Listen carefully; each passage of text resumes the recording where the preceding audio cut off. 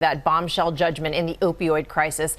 An Oklahoma judge ordering Johnson & Johnson to pay more than $500 million for contributing to that state's drug epidemic. Nationwide, more than 130 people die after an overdose every day, according to the CDC. Our Tom Yamas is here with more on this. Tom, you've got some new reporting on another high-profile lawsuit, this one involving the Sackler family. That's right, and some new videos. Cecilia, good morning to you. We are talking about the mass addiction to prescription painkillers. Besides that stunning decision involving Johnson & Johnson, accused of aggressively marketing their drugs, which led to opioid abuse, we're about to show you new video in a separate case of the former head of the pharmaceutical giant Purdue Pharma defend the company and defend the marketing of their signature painkiller, OxyContin.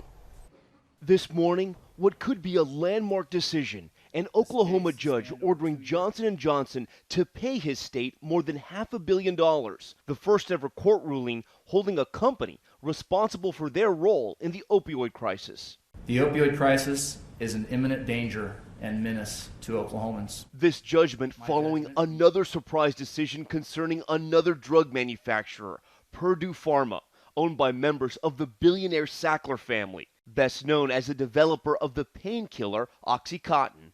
Do you know how much the Sackler family has made off the sale of OxyContin? I don't know. But fair to say it's over $1 billion.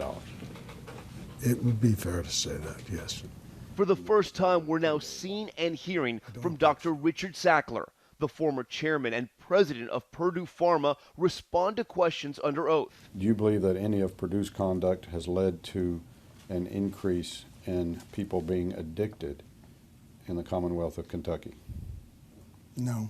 The clips, part of a more than 8-hour video deposition from 2015, obtained by the investigative news organization ProPublica. Sackler responding, "I don't know," more than 100 times. Do you know if it's over $10 billion? I don't think so. You know if it's over $5 billion? I don't know. Sackler questioned about the profiting and alleged aggressive marketing of the drug that has been linked to the U.S. opioid epidemic. These tapes represent the first time the public will see a member of the Sackler family be questioned about whether or not Purdue Pharma played a role in spawning the national opioid crisis. On Monday, after a 3.5-year legal battle brought by STAT, which is part of Boston Globe Life Sciences Media, the Kentucky Supreme Court cleared the way for the release of the court records relating to Purdue Pharma's marketing of OxyContin.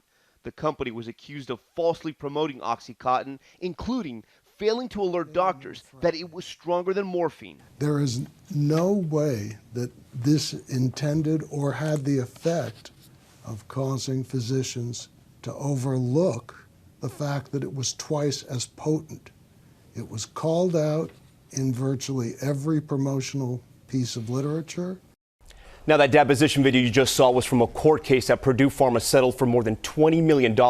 They are facing more than 2,000 other lawsuits. They maintain they are not responsible for fueling the opioid crisis. We actually just heard from Dr. Sackler's attorney, who says OxyContin has carried a black box warning since 2001 and has an abuse deterrent formulation since 2010. As for Johnson & Johnson and that $572 million settlement against one of their pharmaceutical companies, they say the company, quote, did not cause the opioid crisis in Oklahoma, and they will appeal that decision. Well, there are a lot of other pending lawsuits right now in the opioid cases, thousands of them across the country. This case really could end up setting precedent for them. That's right, Cecilia. This case in Oklahoma, one legal expert told me, is the canary in the coal mine. This no doubt will have an impact on those thousands of other cases, and we're talking about billions of dollars in damages. But I asked two professors from Indiana University. They've been studying and put a lot of money behind this issue. One legal professor told me that they believe Johnson & Johnson will lose the appeal. The other told me they think they will win. So we'll have to wait and see. We'll be watching that. Thanks, Tom.